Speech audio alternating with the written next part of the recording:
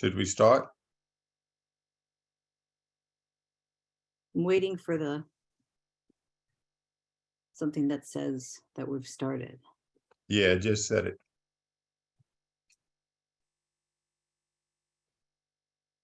Hello. Hello and welcome, everyone.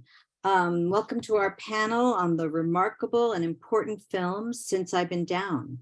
I'm Dominique Bravo, the Associate Executive Director of the Center on Race, Law, and Justice at Fordham Law School in New York City. And we're hosting this event with the Parole Preparation Project and 3 law student groups: the Black Law Students Association, the Latin American Law Student Association, and the Advocates for the Incarcerated. Before we begin, I'd like to start with some administrative notes.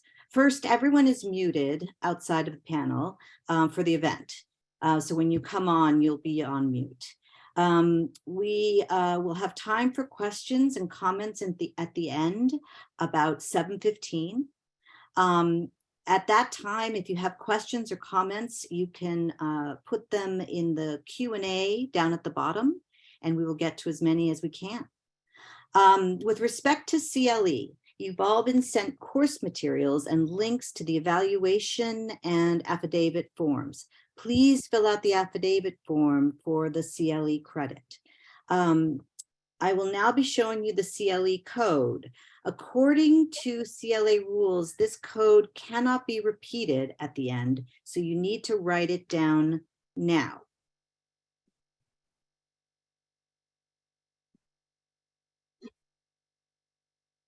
Here it is. The CLE code is SIBD22. Again, that code is SIBD22. I'm going to leave it on for just another minute before I will then turn things over to our amazing moderator, Anthony Dixon, the Director of Community Engagement for the Parole Preparation Project. Anthony? Thank you so much. Hello, everyone. Thank you for joining the Center on Race, Law, and Justice at Fordham and the Parole Preparation Project for a virtual panel discussion of this remarkable documentary titled Since I've Been Down.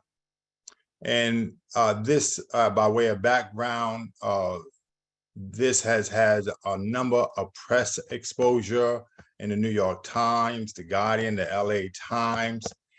And just to let you know, we do have some of the live footage that we're going to be showing you clips of. And we also have some of the people that are in that documentary with us today. But before we introduce them, I do want to show you, just to provide some context to the documentary for you who haven't possibly looked at it beforehand.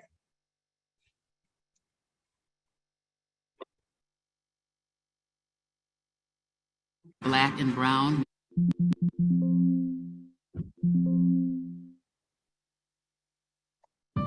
There must be no doubt about whose side we're on. People who commit crimes should be caught, convicted, and punished. You will be put away and put away for good. 3 strikes and you are out. In 1993, Washington State was the first state to implement the 3 strikes policy and make it okay to put people in prison and throw away the key. Young kids were getting involved in horrendous violence. Things were spiraling wildly out of control. The face of the threat became young black and brown men. This is our hill. Don't come here. The police would round them up for whatever reason they could. What you doing here? You don't live around here. Some people didn't commit crimes and were just caught up. All my friends is either in prison forever or dead. My name's Kamani Carter, and I'm currently serving a life sentence. My history is the life of a lot of kids out there in our community. And my reality as a young man doing life in prison will be their future if we don't start creating better ways of dealing with our children. For somebody who was 18 years old at the time of the crime, you don't know who he's going to be 20 years on. It's about being able to see the Kamani that I've become and not the Kamani that I once was. For a lot of those kids, I don't think that they've matured enough to calculate the consequences for their actions. He was 11, and the gangs were already starting the recruiting process. A lot of answers that people in society are seeking will be found in prison. We've caused pain, but we caused pain primarily because we was in pain. The Black Prisoners Caucus is about liberation. The more that we begin to educate ourselves, the more empowered we become. We've created a support group for positivity in the most unlikely of environments. You're never too old to find that peace with yourself. Victims are perpetrators, perpetrators are victims. And we're all victims of this system.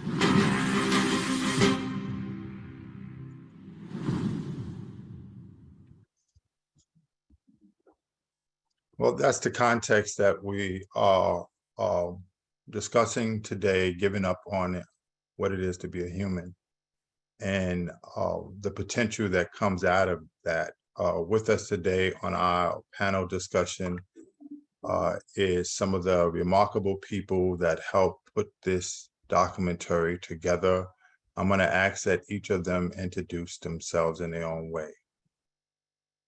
I'm going to pass it over to Jeff. Good evening. My name's Jeffrey Ellis. I'm an attorney, and I had the honor of representing Kamonte Carter. Next.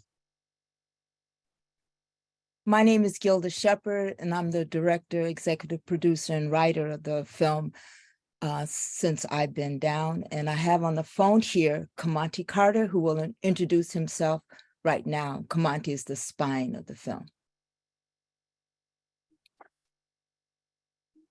Hello, everybody. Glad to be here. Thank you guys for having me. My name is Kamonte Carter, member of the Black Prisoners Caucus and founder of this program. And I'm looking forward to this.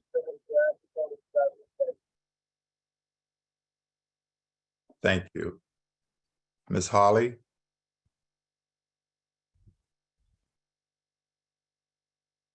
Hello. Next, Ms. Holly.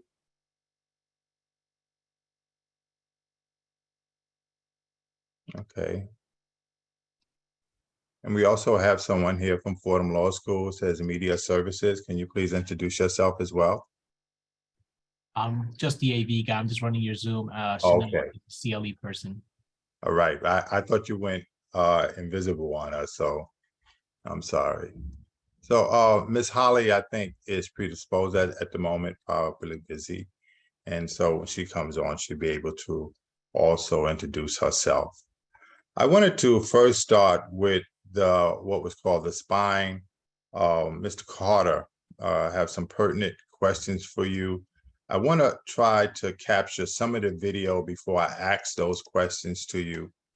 And I'm going to do the preempt on where we're going.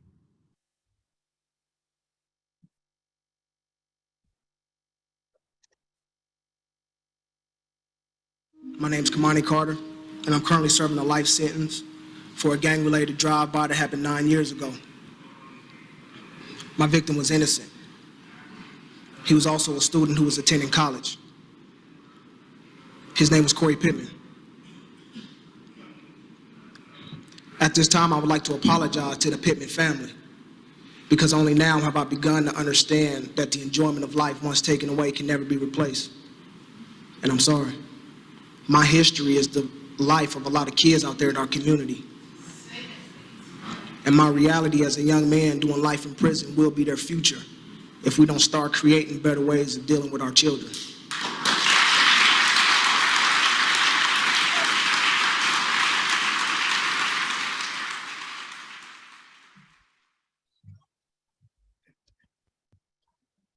So I want to ask you a number of questions, and some of them that I'm pretty sure that you have been asked before. When did you decide to change? Was there one event, a series of events?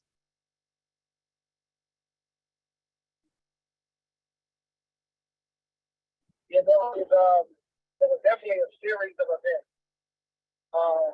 And you know, the events came as I think as I matured into myself, right? Really trying to identify the things around me.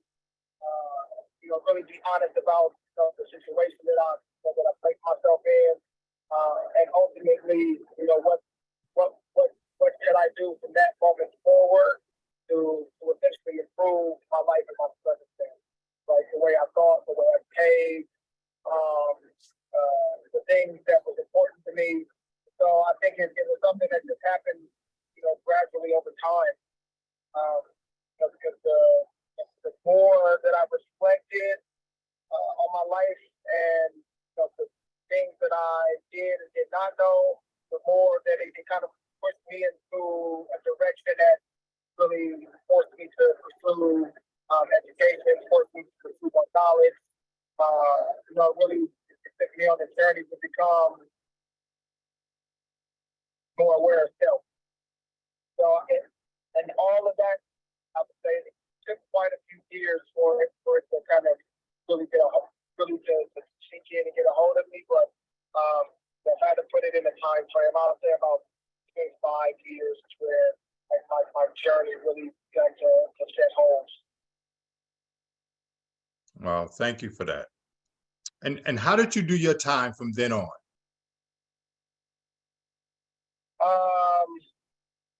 Man, how I did my time from that point on, it was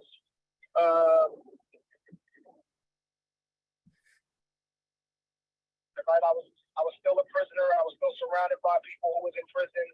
Right. I still had to lock up at the end of the day, and so, man, I think I really tried to do my time.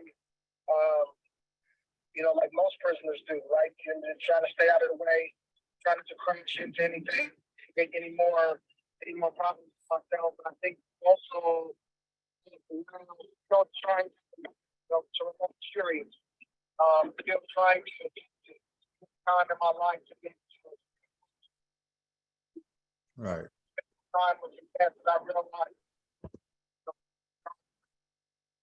And for some of our viewers that may not have had an opportunity to view the documentary, can you tell us a little bit about how much time you was given, how old you were at the time? Yeah.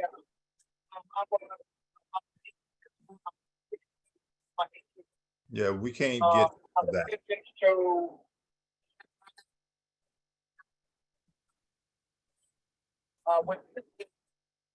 He's not coming in through. He's coming in through, broke up.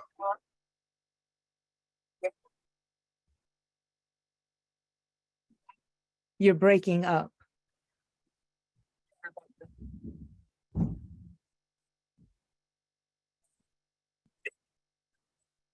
All right, when he gets in a space where his bandwidth's a little bit more stronger, that'll be helpful. I did want to ask some questions. Did he get the question?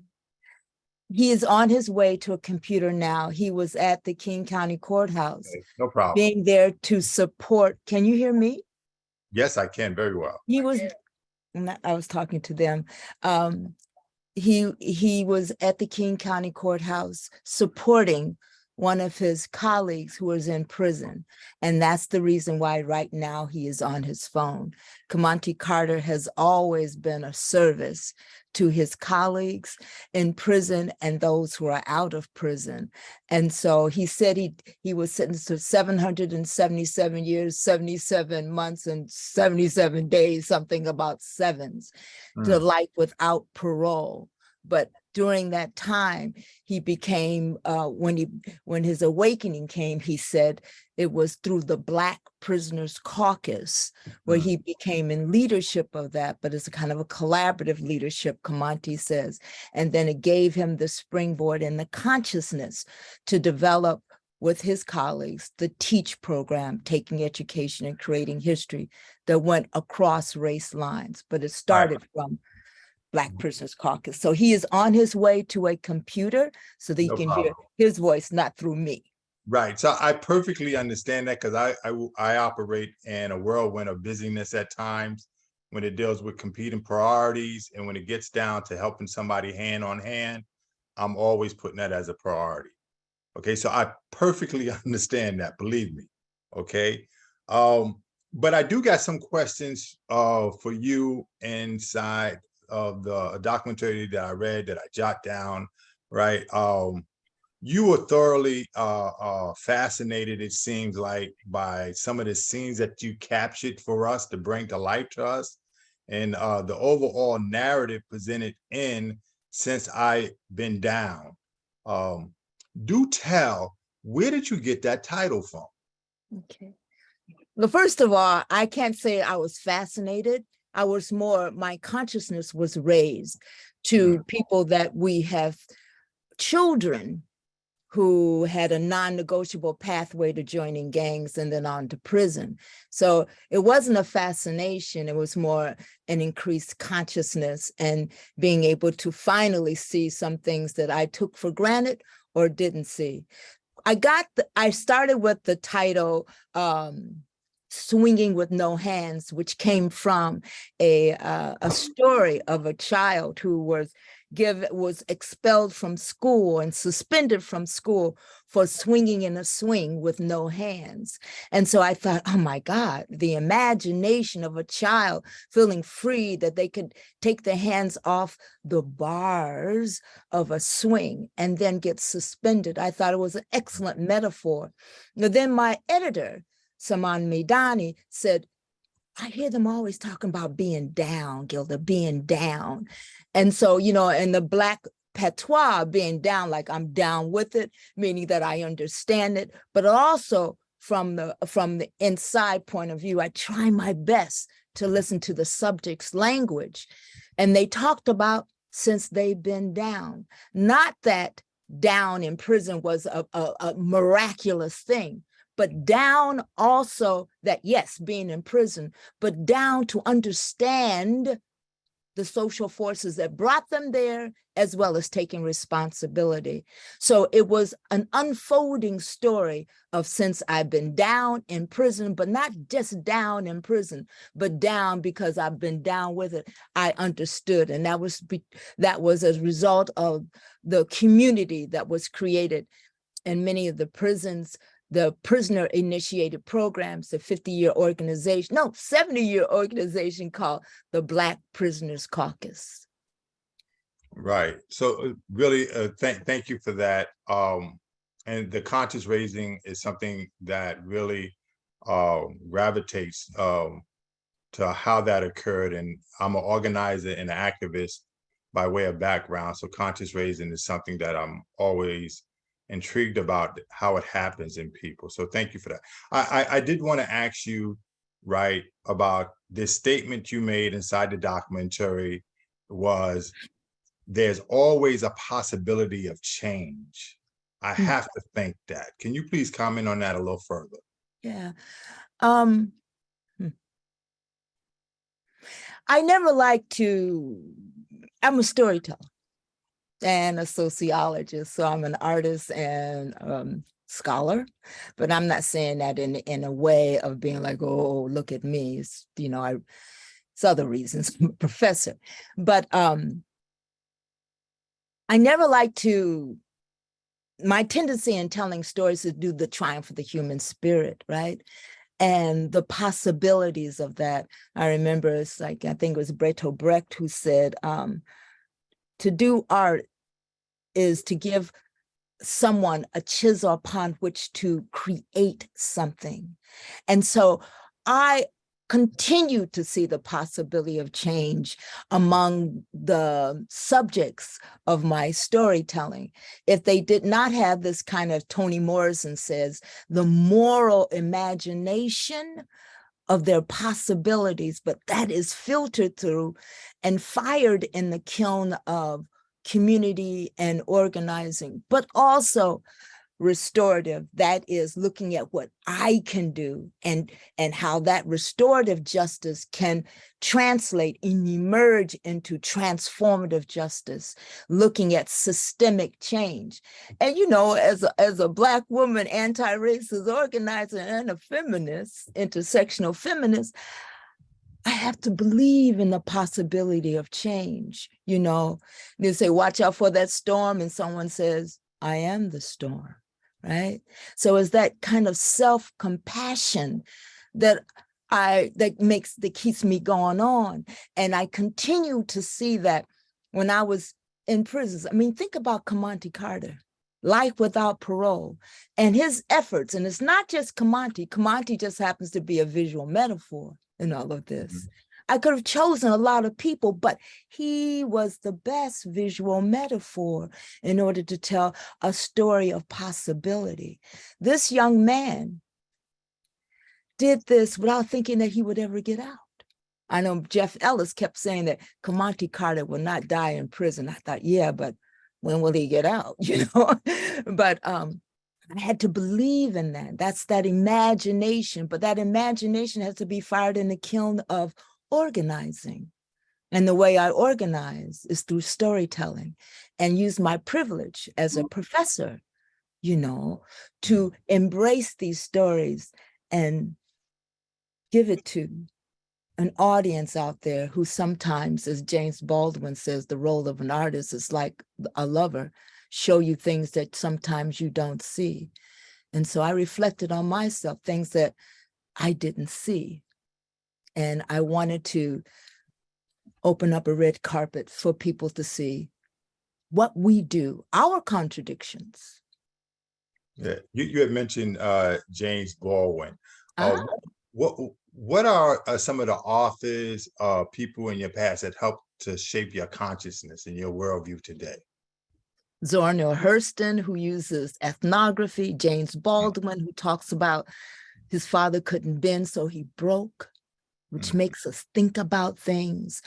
He says, he talks about the role of education, and some people call him a very angry person. I look at that. You think that's anger? No, that's waking up. And anything that's been just living and wakes up is kind of like shakes yourself a little bit. Kathleen Collins, who uses a fragmented narrative. She's a filmmaker.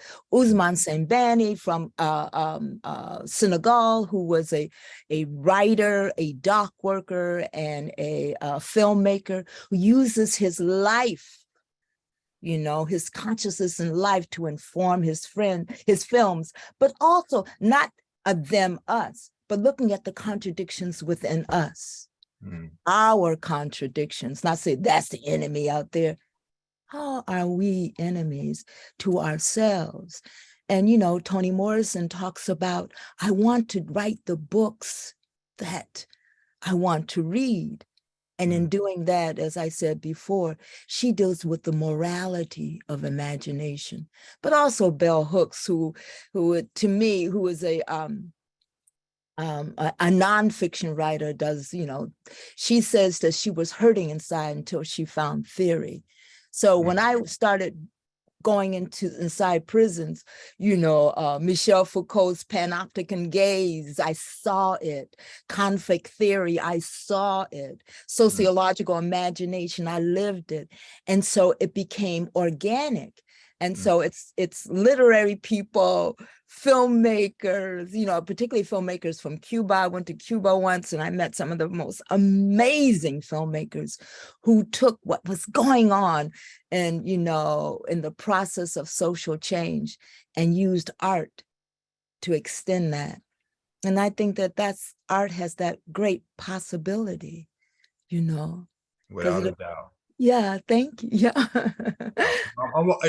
Sometimes when I watch CNN and other newscasters, I always look in the back because when it's at home, I can see their books, and a personal library really tells you a lot about themselves. Your background, I was trying to view some of what you had there, but I'm always intrigued at that. Wherever I go, I look at people's library because it tells me a lot about what's inside of them too. Thank you for that.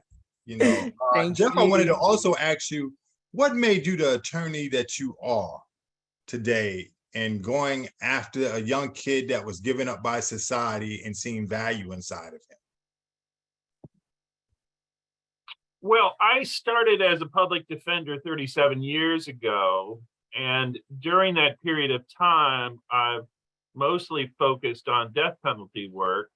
I feel a little bit lucky out here on the West Coast that there's less and less of that to do now.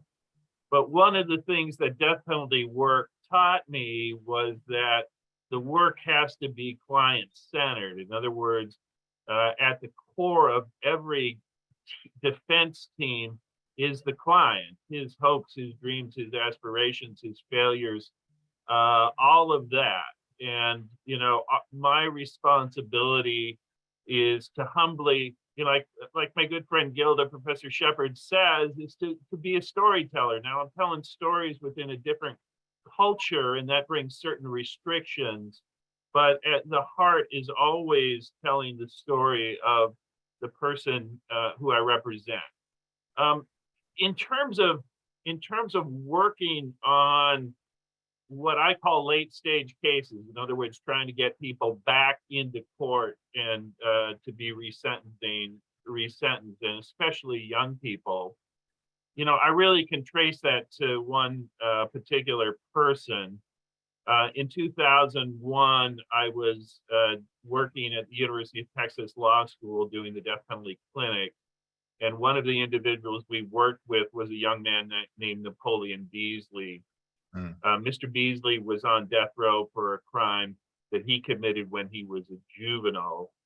We knew that eventually the US Supreme Court would outlaw the execution of juveniles. We just didn't know when it would happen. And the very last conversation that I had with Napoleon, he specifically asked me that if the law did not move in his favor in time to save him from execution, would I please work with individuals who fell when they were young, and who had done things in prison that deserved another chance. And I promised Napoleon I would do that. A week later, he was executed by the state of Texas. A little more than a year after that, the United States Supreme Court barred the execution of juveniles. A few years after that, the United States Supreme Court barred life without parole for juveniles. Unfortunately, my friend Napoleon was right, but too soon.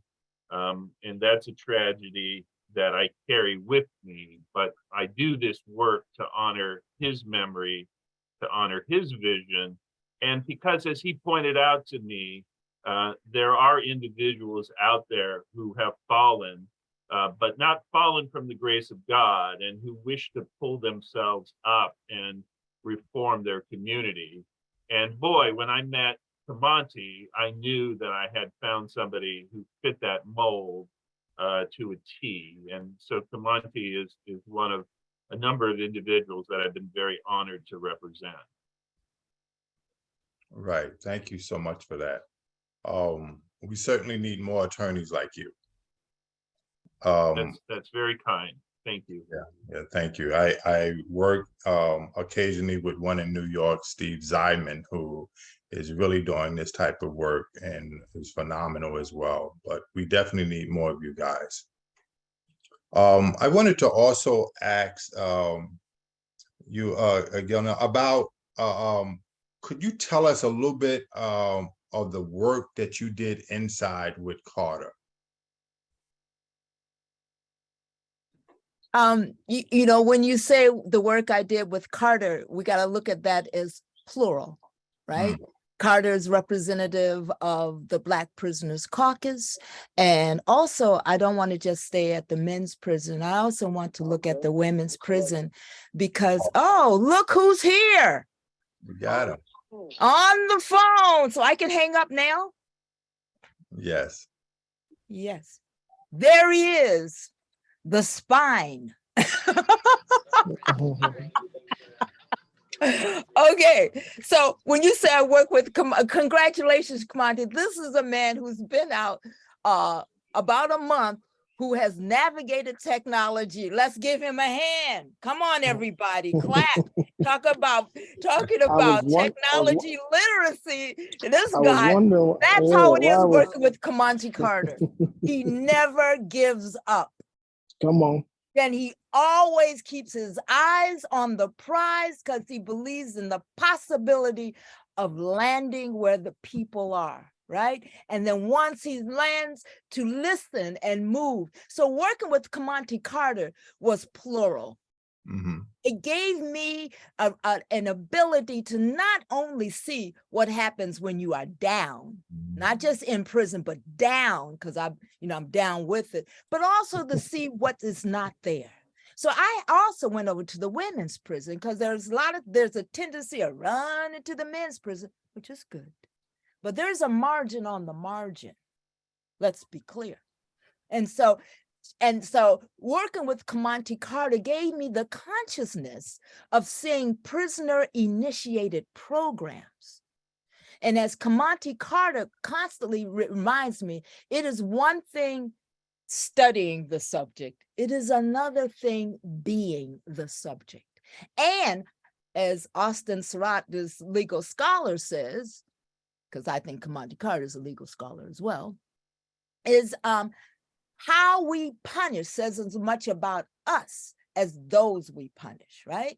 And so what I learned is the power, as Bell Hooks says, choosing the margin as a place of radical possibilities.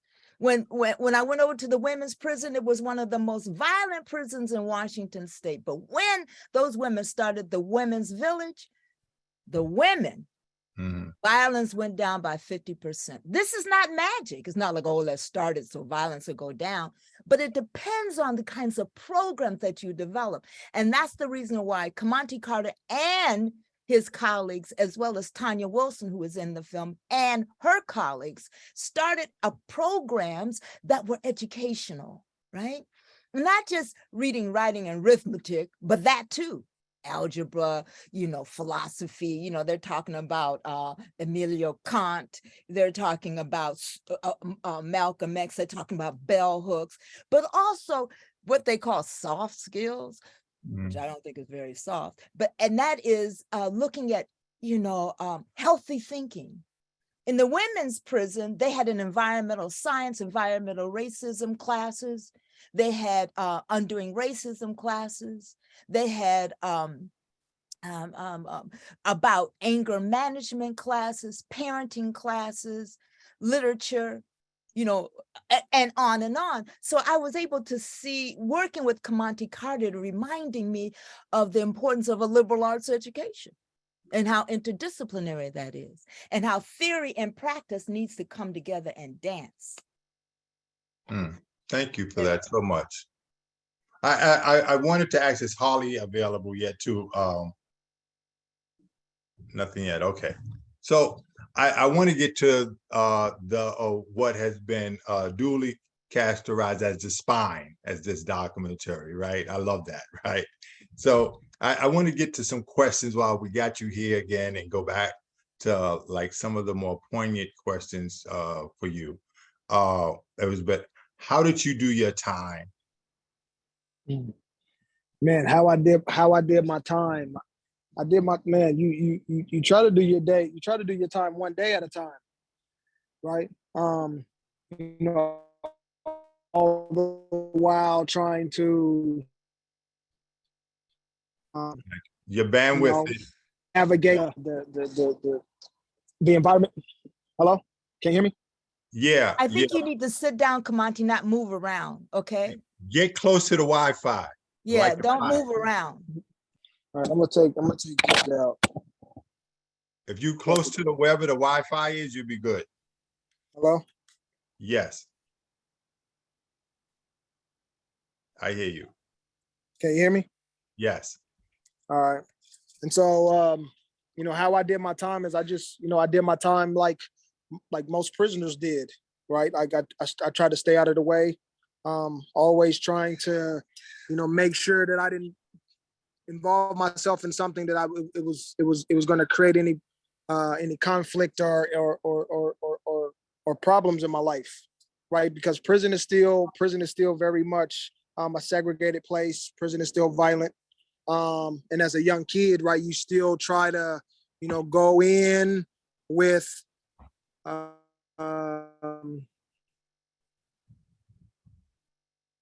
with your head held, with your willingness to be able to, was also able to pick up, while I was doing my time, was also the things that I needed to do to keep myself busy, right? Read, take classes, go to the library.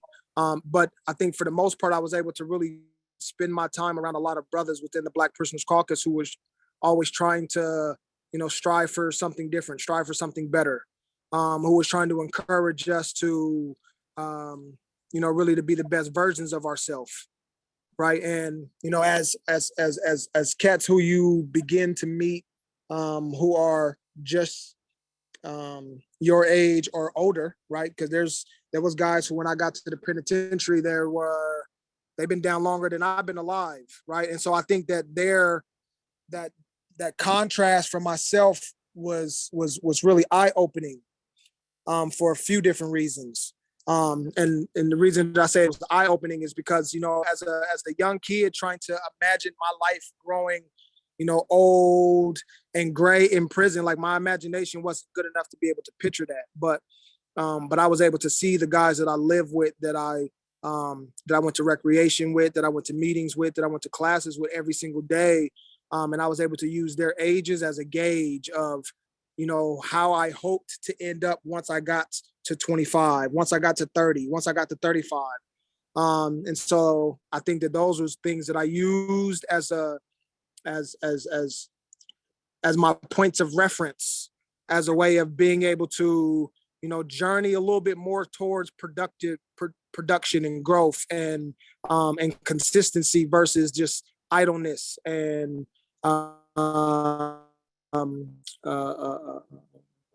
just a lot of the things that idle time in prison can create and cause. Yeah, I did my time, man, just trying to soak up everything that I possibly could while just trying to not get into too much stuff. Was there a time that you felt that you did enough time, that everything else was null and void, you just killing a dead horse? One more time. Like, if there was a part inside of the documentary towards the end. There was a part during the documentary that really hit me inside the heart, is when you was on the phone and you got denied clemency. Right. And you went back, and like, I can just imagine being incarcerated myself, how other people embrace you, and they probably felt the impact from that. Like, if they don't let you go, they don't even got a chance. Right. And that's absolutely right. Because I think that even then, right, like, for a lot of men, especially from the Black Prisoners Caucus, and by this time, right, Teach was already in full swing. So we got strong relationships with the API-CAG group, which is the Asian Pacific Islanders Cultural Awareness Group, the NGC, the Nuestro Grupo Cultural, the Asatru group, the Muslim Brothers, the BPC. Like, there was we was doing a lot of good work in prison, right? And I think that one of the things that we also want is we want guys who we believe that has been able to grow and to mature, to also be able to receive justice, right? And for many of guys who've been walking off decades in prison, justice looks like freedom, right? Mm. Justice looks like the energy in the world, man, opening up avenues in order for you to be able to have your day in court, if you will. And so, for a lot of guys who have been able to be a part of my journey, who have, supported my ideas, supported my leadership, guys that I've mentored, right? Like, they really wanted freedom for me.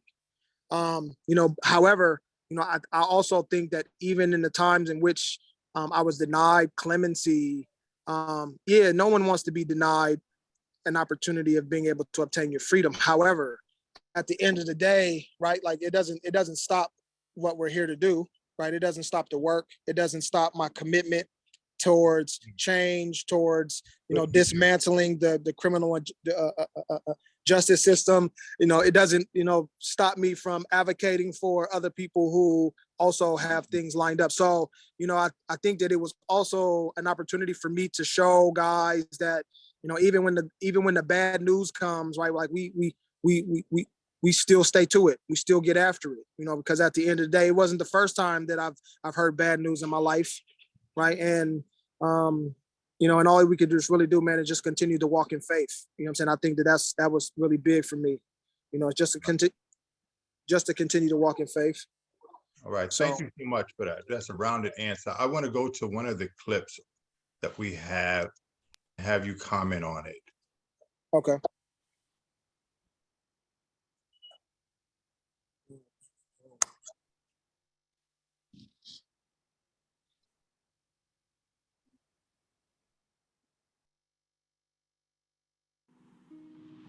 And we're combining the two quarters. Congratulations. Half 2 hours within the day. We decided to diversify our board. This way we can attract more students, but also we can understand each other more.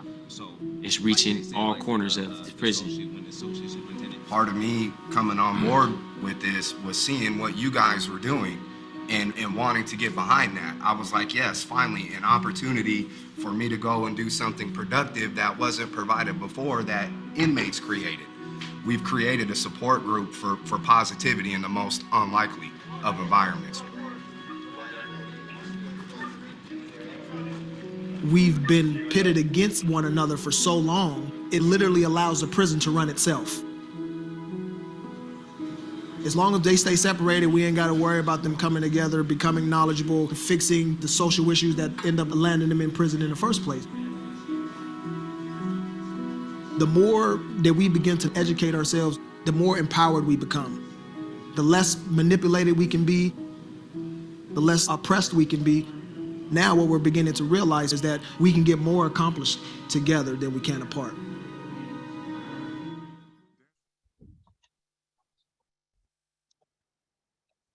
Tell us about that TEACH program more.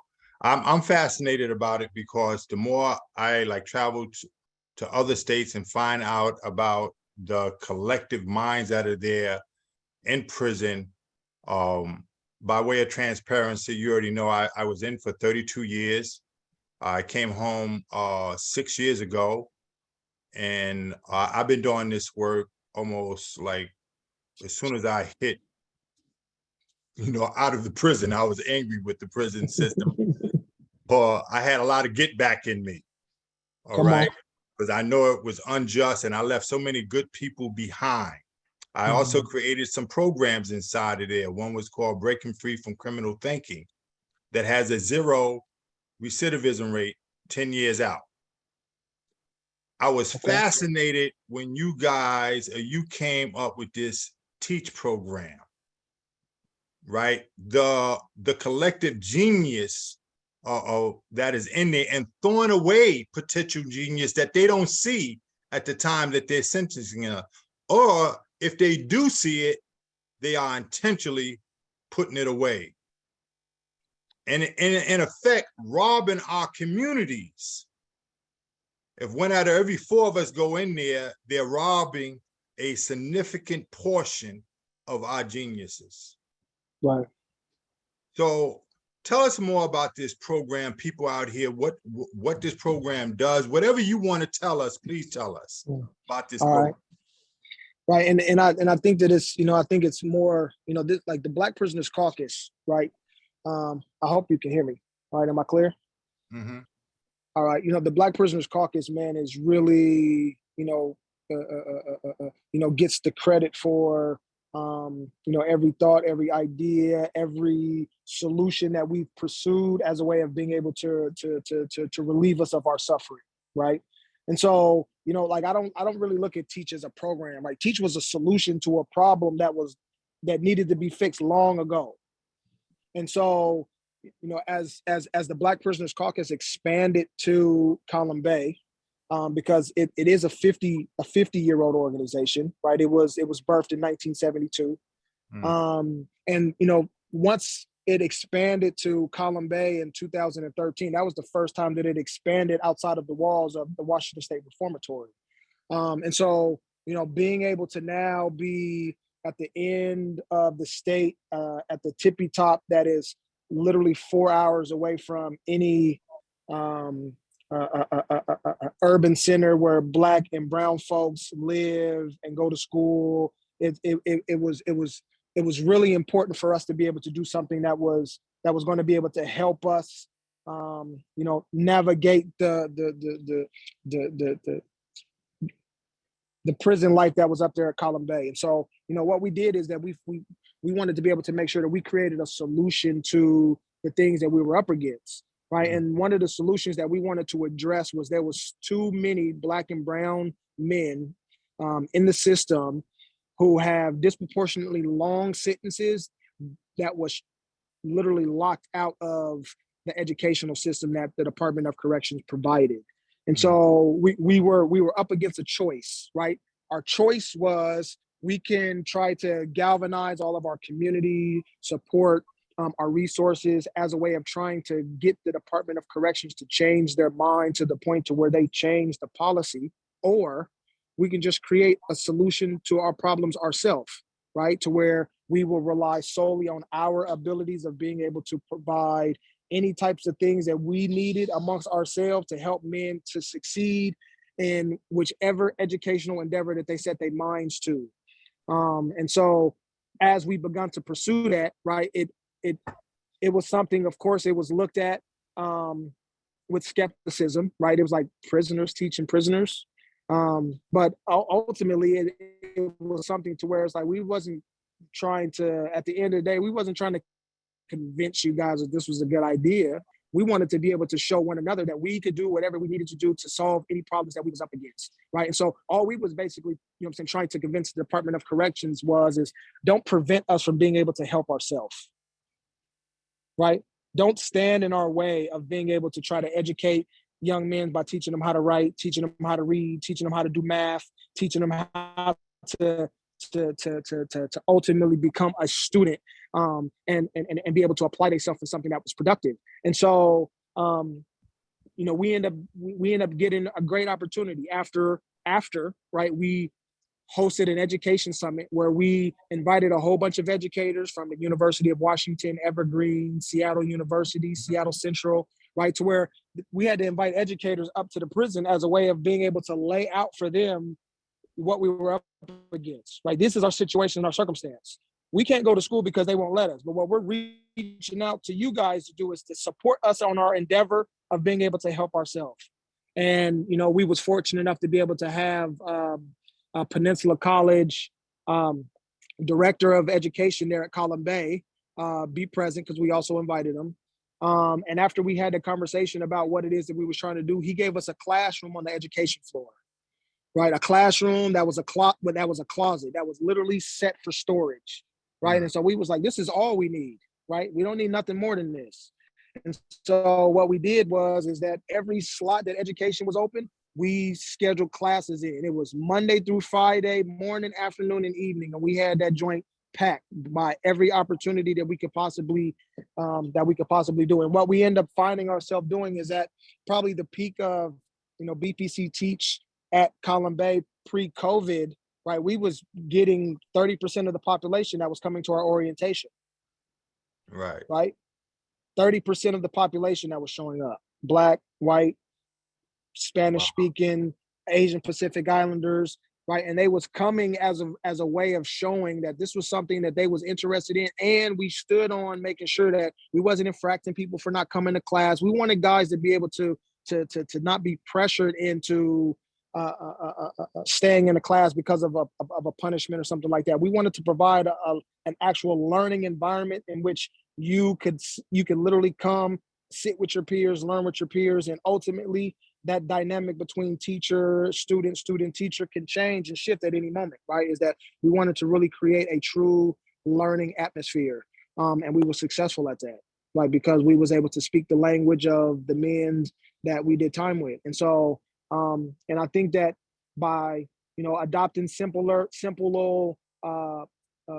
practices that we felt was going to help us be successful, we're going to move as fast as our slowest student, right? Like we're not teaching classes for the sake of teaching classes, right? We're not trying to speed to the end of the curriculum as a way of just saying that we completed it. We want to be able to make sure that everybody who signed up for the journey ended the journey together, right? And, being able to kind of, create an environment where making a mistake was encouraged was something that helped to build self-esteem in men who historically didn't have a good experience with the educational system. And so we were able to do a lot of great things, man. And so yeah, Teach isn't just a program. It's a solution to a problem that needed to be addressed long ago.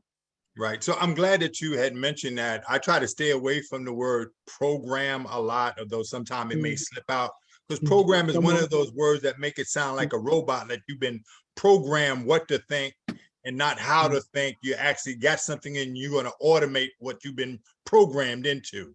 A lot of bureaucracies have programs, and absolutely it's minus from our humanity most of the time. And even the word like what I really like about what you said was that everybody in there began to connect. Everybody, black, brown, white, if they was doing time, they was in this category of oppression and they needed to get the solution. Absolutely.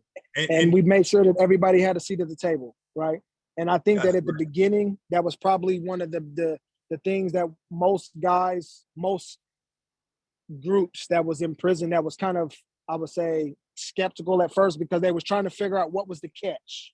Like, why would you invite us to essentially participate in an environment that ultimately is providing us with space, materials, and support to be able to ultimately provide classes and all that type of stuff? Because what we wanted to do was we wanted to be different than the system in which we have grown up to learn, right? A system that was divisive, a system that didn't serve its population, that it served equally, right? We wanted to make sure that we reflected everything bad about a system in a program that was created by prisoners as a way of being able to show that not only was it possible, but it could only be possible and successful.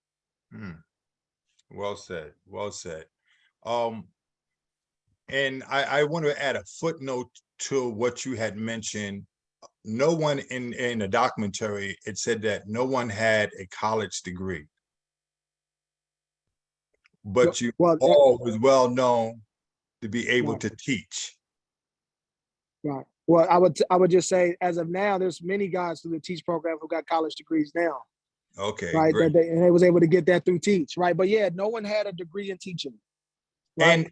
And what about the outline, what we call the curriculum? What made y'all teach certain things that concern other people, coaches, and that could resonate with other people that was doing time? It seemed to be like some conscious raising happen inside of it. Right. And I think that comes from, a lot, right, of trial and error, interests of our students, right? Because we're definitely engaging, we're definitely surveying, we're definitely asking those questions, like, how could this be better, right? What are we missing? In a whether it's philosophy, whether it's African studies, whether it's like, what are some of the things that you guys would like to see?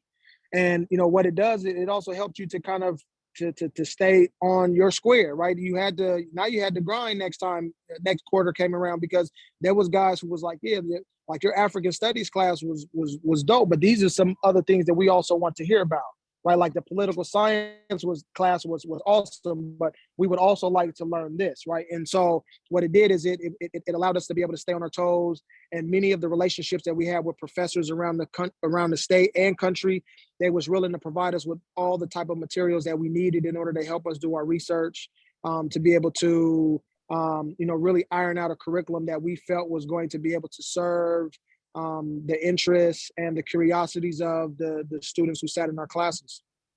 That's great. Thank you for that. I'm going to show another clipping, and if you could expound on it as well. Come on.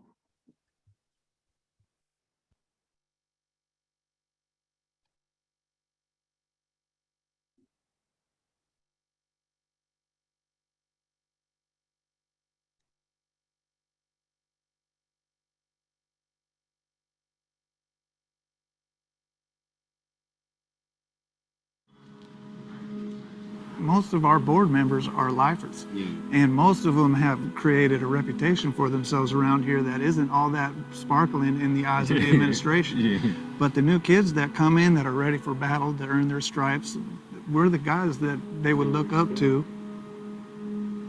There's a kid right now who's probably 19 or 20 years old who, when he first came into this unit, he was ready for a battle, ready for war. And when he came and asked, what's up, what's going on, you know, with the thug mentality and the attitude, it was like, this is what we're on. This is what we're doing. And if you look at him 2 months into him being here, he's over there at a table studying right now. He's doing that on his own because he sees what example we've set. They leave the class teachers. I want them to go disperse all the information that they can to the other young brothers. We're trying to give back to the kids that still got a chance at going to the streets and still can be productive citizens. The administration, like, they like this, like, they're happy for this because it helps them. This environment is nowhere near as violent as it has been. When we first started teaching, they was kind of skeptical. They was like, hold on, we don't know what you guys are doing up here. We want to make sure you guys are doing this. But then after they seen all the work we've been doing and all the stuff we've been accomplishing, it's like, okay, this is serious. This is real. This is helping. This is something good. So that's what we've been doing, huh, Chad? Yeah, see, I couldn't have did that about 10 years ago.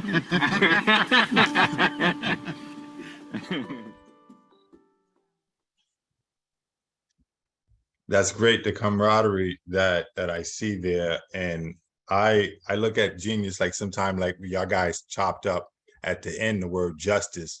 When I was coming up, we used to split up words to try to find out the real meaning of them, just us. And just like with Genius, I don't put an I in Genius. I usually take it out and say the gene is us. And what I noticed that. Yeah, what I saw in you guys is that you made sure that you guys reflect who the answer was at, how to answer the problem, that you guys actually became the remedy to the problem. And what do you think that what's called a correctional department have any productive programs, quote unquote, that leads to rehabilitation?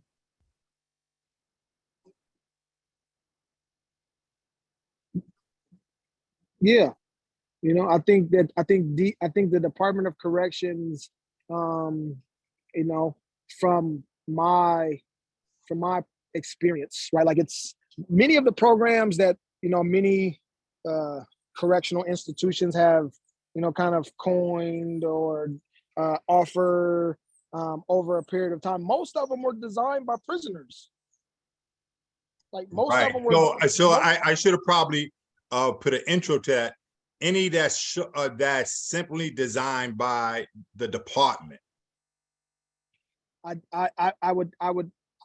can say that there are programs that men and women can take advantage of, that the Department of Corrections offers, that will assist men and women in making better decisions for their life. Can you name some of those programs?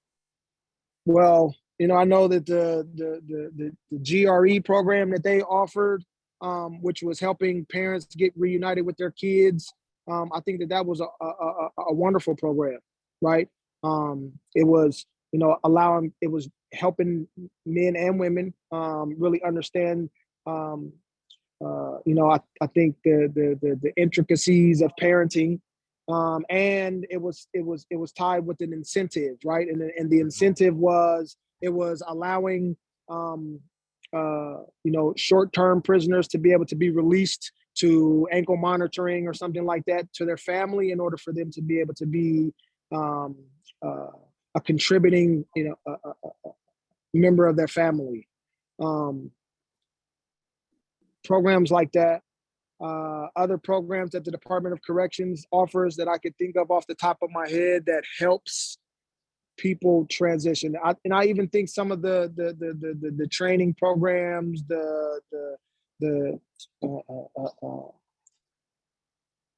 whether it's welding, whether it's HVAC, that and not all prisons offer it, right? But I think that there are opportunities for people to be able to improve their tool belt.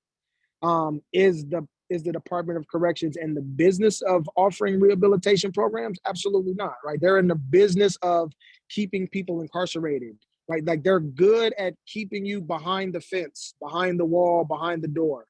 You know, if you got 20 years to do, they're very good at being able to make sure that you serve your sentence. But with regards of trying to instill,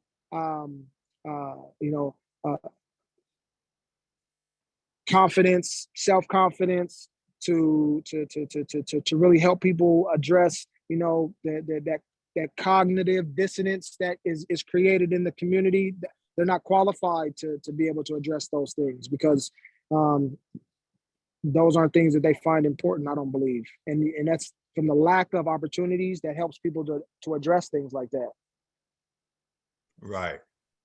And I think that, like, one of the things that I do inside of my space is I critique the system on its pros and cons. And I can say in New York, you know, one lifer speaking to another lifer, and you're over there, they got programs that over here that they don't got over there, vice versa.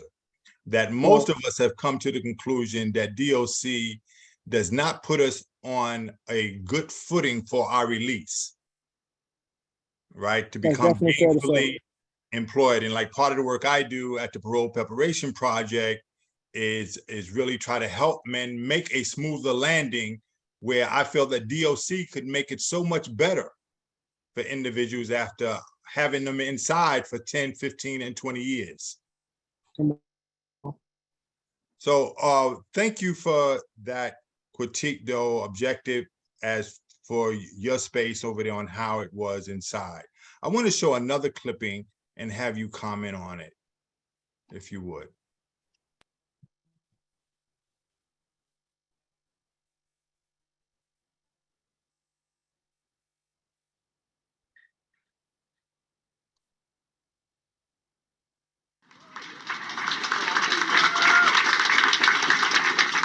This is not about a prison education program. And to be very clear, it is not about the Department of Corrections at all. They just geographically happen to be oppressed there. They could be oppressed anywhere else in the community. It's a trip because we got some class issues going on. There are many of us who do not believe that people who are in prison can have the answers to our problems.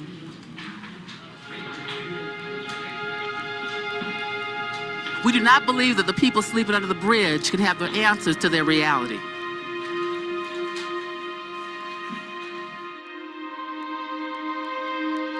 Because we have people with PhDs and master's degrees who then have been certified to do that work. And they have been doing it over and over and over and over and over again. I'm in a system where we've had a 10-year plan that has now turned into a 20-year plan, and they just changed the name. And it's game. Those brothers know game. So for all of the classes that we've offered this summer, you know, we can't wait just for people in prison. Aaron's children have the solutions to our problems. And what we will do in 10 years, if we don't attend to this, we'll be visiting I'm not gonna put that on your babies, but it's really the truth. Don't think it's not true.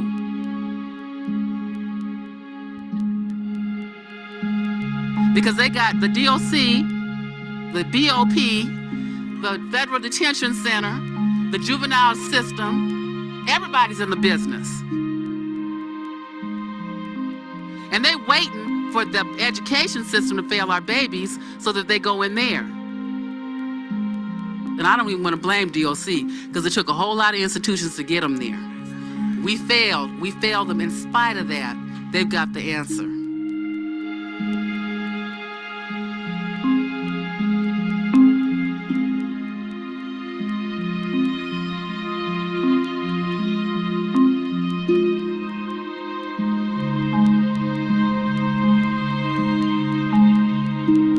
That's that spirit that slavery did not kill.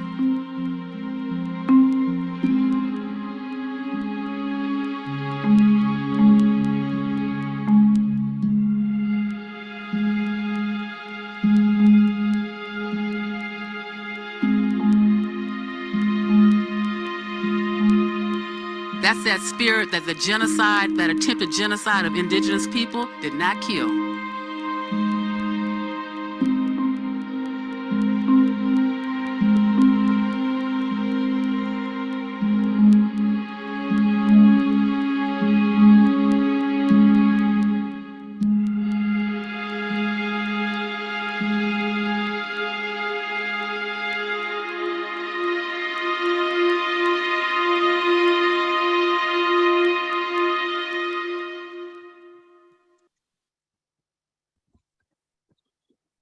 So any reflections on that when you, I know you saw it countless times.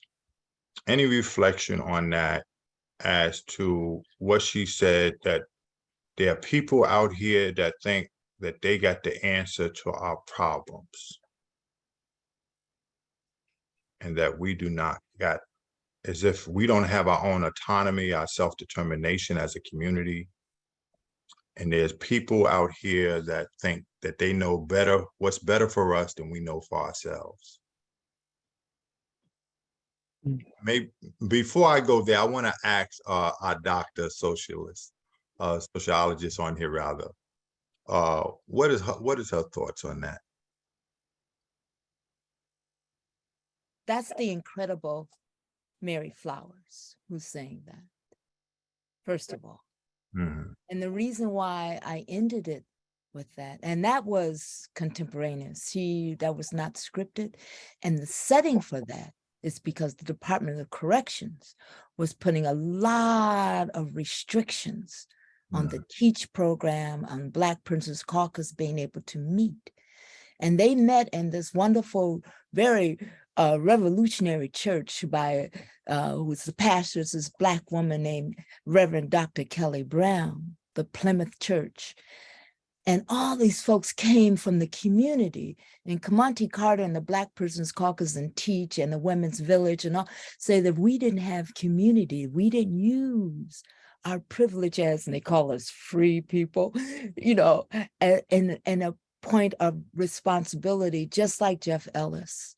You know, we had to do what we needed to do. So that was a coming together. And I wanted, and what she said was, you know, we have a them and us. It's the Department of Corrections. It's those teachers who don't listen to kids. It is us. What do we do? And she keeps saying, she said, I don't want to blame the DOC only. It is our responsibility to step into, as Tanya Wilson says, our brave space and use our privilege in a responsible way and see our connection as Black people with Indigenous people, with all oppressed people. Because this film is a love letter to children. I did this film because of my love of children. Kamonte Carter joined the gang when he was 11. There's a young man in my class who went to the adult prison when he was 13. Yes, they committed felonies. Yes, they murdered someone who looks like them. But what are the social forces that contributed to that? And where do we stand? Would I have voted for a 3 strikes you're out? Why? What are the set of circumstances? We need to be reflective, and that's what Mary Flowers. And I wanted it to end with, let's think about us. Let's not just think about the police. Let's not just think about the prison administration. Let's think about what we do to maintain this culture of punishment, right? And I wanted to end it with, and I wanted to have that crumping in the woods, in the atmosphere, because we hold our stuff in our bodies. Somewhere, some of the folks in my class, whenever they were convicted, are still that age. Somewhere this guy is still 13, even though he's a grown young man, mature, doing phenomenal things beyond my imagination. But somewhere, you know, that wounded 13 is there, not as pathos only, but as a possibility. And how do we do that? So I wanted to leave it not with a them and us, but is looking at, we need to self-reflect on what we are doing. Just like the men and women inside prison, first thing Kamonte Carter says when he comes to the film, he admits that he did this, calls out the young man's name, says, I'm sorry, but not only sorry, he puts it in a transformative justice. And if we don't do something for our children, and I think children under all of our roofs, Jeff Ellis's roof, my roof, your roof, Chanel's roof, all the folks who are the 102 people who are left listening to this, their children too, right? Because when I started this film, I was working in a refugee camp, and a woman said, you know, Sis Gilda in Ghana, West Africa, Liberian women and children refugees, she said, you know, Sis Gilda, the same AK-47 that you see in the child soldiers' hands in the Civil War in Liberia are in your kids' hands, and you need to do something about that. So I was thinking about, why did I go so far away when it's right here? Not that I shouldn't have gone, but I need to make that connection. And I wanted folks to make their connection to, not like, oh, woe is me, I'm guilty, but what am I going to do? See me on my knees, as my grandmother said, I'm only getting up. Thank you for that. Thank you. And it was a really great way to end. It really grounded me as a person when I viewed it. I viewed it a few times, and I'm always touched by it. That creative expression at the end with the dance narrative, really, really touching, brilliant to end it that way. And to hear her over and over say the same thing in different ways. And even when she dealt with that correction as, okay, it's wrong, but there was systems before. Don't put all of it on correction. And we're dealing with systems within systems that are on autopilot, like breathing is meant to oppress. And so I really, really appreciate it. Jeff, I wanted to get back to you for a minute to reflect on the injustice of extended sentences. Well, the quote that from me in the movie is that if you sentence someone at 18 years old, you're not going to know who they are 10 years on, 20 years on. And frankly, you know, I don't know that that necessarily just applies to somebody who's a juvenile. It applies to folks who are late adolescents. And frankly, it applies to all of us. I do believe we all have the ability to change. But what happened in Washington State and really nationally was there was a move towards extreme and mandatory sentences.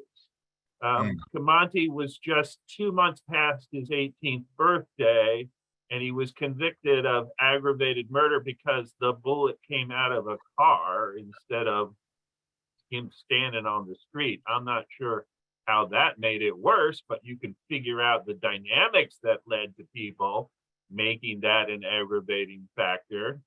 And he was sentenced to a mandatory life without parole sentence. Nothing he did afterwards made any difference until the law changed.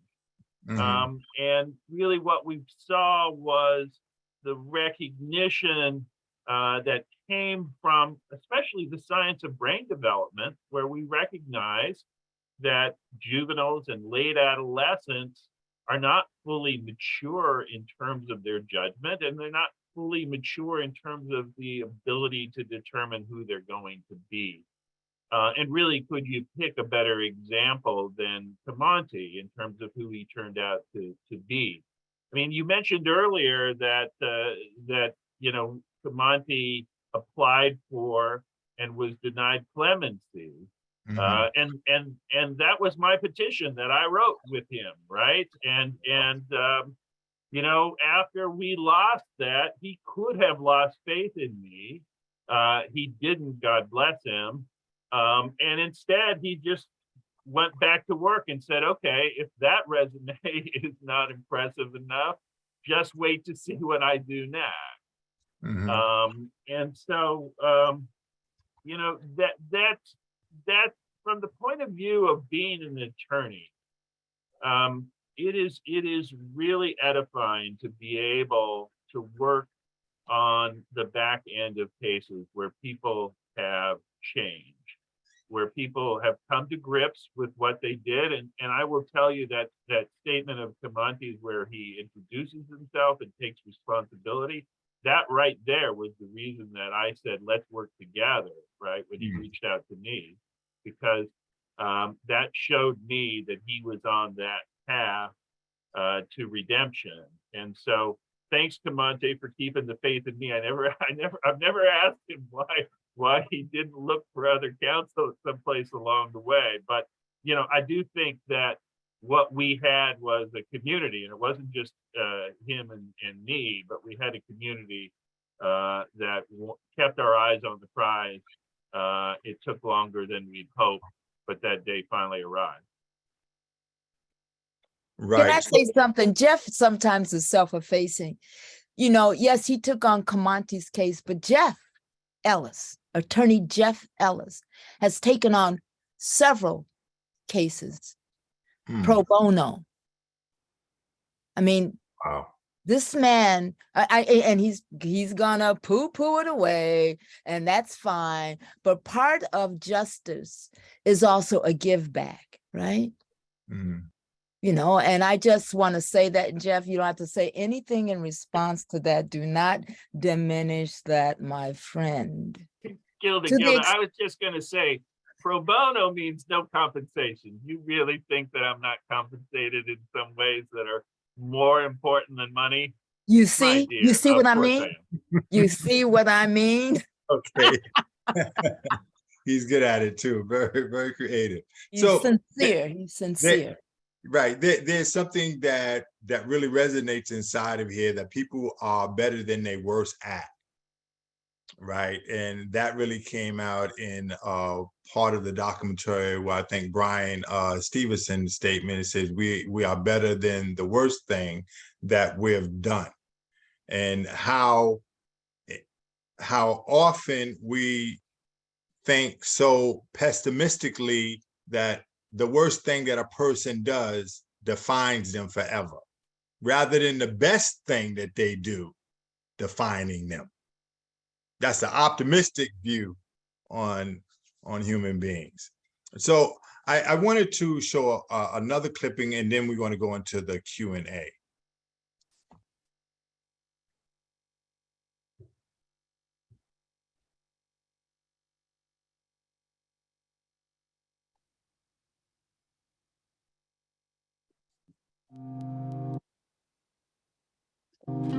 Free will isn't so free, or it's not equitable. So if you have the resources to have 5 options open to you, and I have the resources to have 2 open to me, how free am I to really choose? And as long as society divvies up opportunity and resources where a certain kind of person has 5 and another kind has 2 for nothing except for superficial characteristics that are outside of an individual's control, it will be society's fault that prisons are full. Society, the state, the government, institutions, all these words that we use that are big and amorphous, that we're trying to make this concrete thing that has power over us, is us. And we are complicit in our own captivity as long as we don't know that they are us.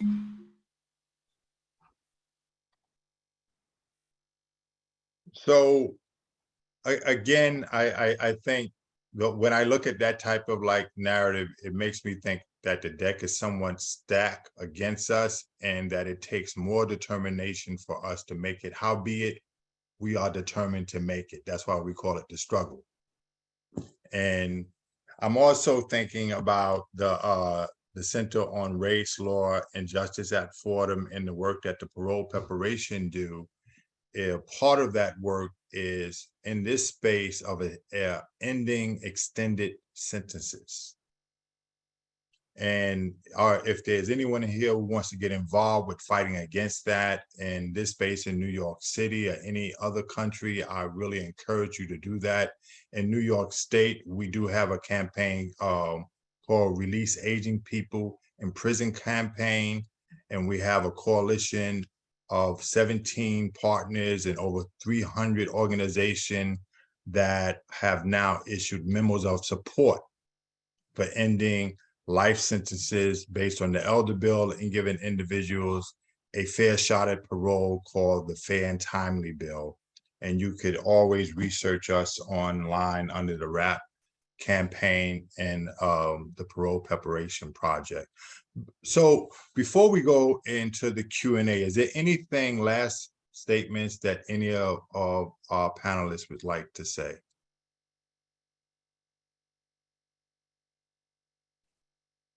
I want to identify that last speaker, Tanya Wilson. That's what I want to do, who had been in prison and now is out and is working as a re-entry or manager or director for the Freedom Project. She's a phenomenal young woman who was a student in my class. And next time I saw her was when I went to the women's prison. And I was like, how did you get here? And she was also a motivator, just like when I met Kamonte Carter and all his colleagues. That woman, Tanya Wilson, is brilliant, amazing, and I love her so much. No, thank you for saying that. And I'll try to be conscious in this space that sometimes even us that are fighting against being marginalized, how we can marginalize the voices of the women that are also caught up inside of this space. And thank you, that really resonates with me and keeps me more on my P's and Q's. So I wanted to now go to the Q&A section. There's some questions that maybe the listening audience may have for our speakers. Please feel free to put them inside of the Q&A. Let me look over some. I think there's some in here.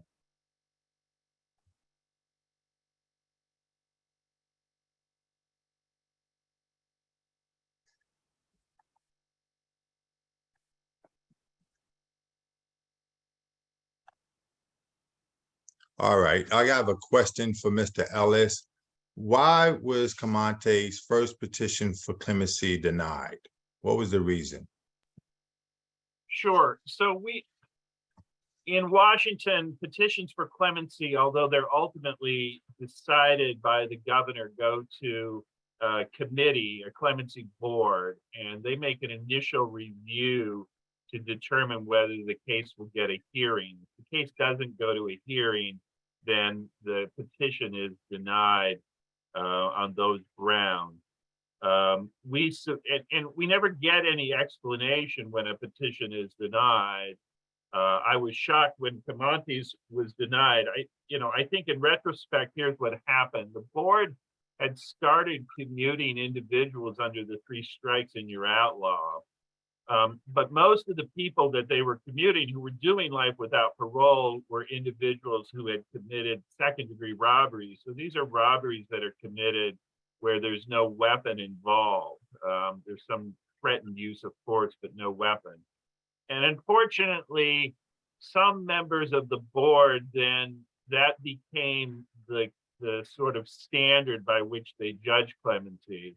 And when they saw more serious crimes, they were less likely to grant hearing.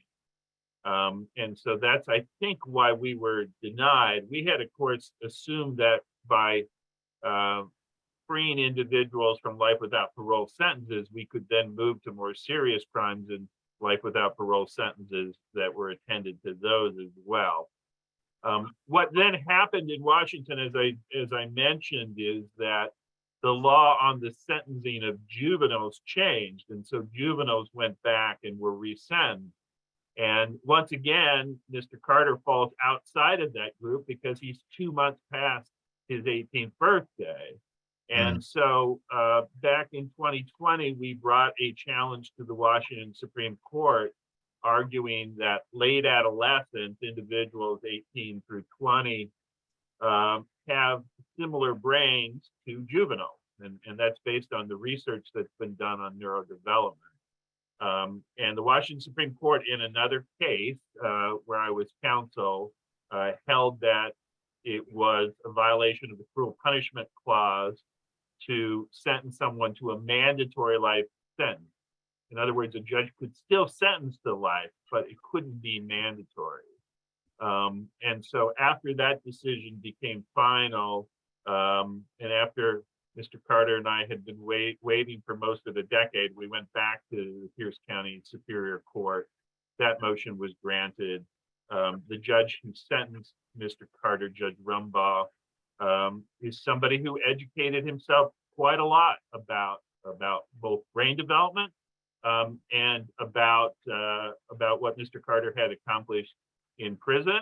And I will add, we got to show him a film called Since I've Been Down, which he watched prior to the sentencing hearing. So community came together in the end, despite a lot of failures along the way. Right. And there's an individual that gave you a shout out and said, thank you. I served 28 years and 4 months for a crime I did not commit. And like Kamante says, I was fortunate enough to have an attorney accept my case pro bono. People inside need more attorneys like you. Thank you and God bless you. And there's a final question I'm going to allow Spine to speak to. It says that you spoke about reaching out to colleges and universities to help support the TEACH effort, and later referenced professors who might have helped give access to research or materials. I would love to hear a little bit more about that collaboration. How did those connections happen, and how far-reaching have they become, and how complex is the relationship, etc.? So can you give us a snapshot answer or concentrated orange juice answer to that? Right. All right. So concentrated orange juice answer. Like, listen, we got to it the old-fashioned way. Pencil, pen, paper, envelopes. You know, we were pursuing the the social aspect of a lot of the classes that was available. Right. We wanted to, pursue a lot of humanities, sociology, philosophy. And then we started to, as we reached into the prison, more professors was reaching out back to us with, I'm also interested, however, or in addition to, there's other professors who are also willing to offer their class. And so once we made connection, we invited them up to the prison. We always interviewed professors collectively as a board on how would they bring their styles into the prison, what materials will we need. And once people came in and started teaching into our classroom, man, that was really all that they needed was an initial introduction. And many of those relationships we're still managing right now. Matter of fact, there's pictures on my phone that we took at this UBB retreat the other day of many professors from University of Washington and Seattle Central who are all present, who was coming in teaching us English 102, women and gender studies, many different classes that came through our journey, man. So it was really about us reaching out to professors directly. And we were just blessed enough to have professors who were hitting us back. And so we maintain those relationships by just being able to just really show them that pursuing education was something that we were definitely passionate about. And can you also speak to our listening audience as a final note? What was the impact that the TEACH program had? Was it only in that prison? Did it spread elsewhere? What is happening with that? Please speak to that.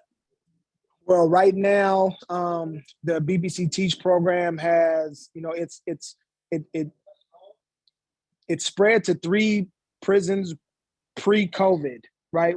And we already had like 4 others that were pending, because we was really trying to make sure that in order for a prison to be able to receive the TEACH program, they had to have a well-functioning BPC present and operating as a way of making sure that the missions and the goals of the program didn't become distorted over time. And so as of right now, as COVID is beginning to wane and prisons are beginning to open back up, man, we have a lot of brothers right now who are anxious for us to be able to come back in prison, and the expansion is real, right? Because at the end of the day, all of the funds that we was raising, whether it was through grants or fundraisers, it went to materials and tuition, right? We didn't have to pay nobody to teach classes, well, unless we contracted a lab course from one of these colleges as a way of making sure that guys who was pursuing their associate's degree was able to satisfy their lab requirement. But for the most part,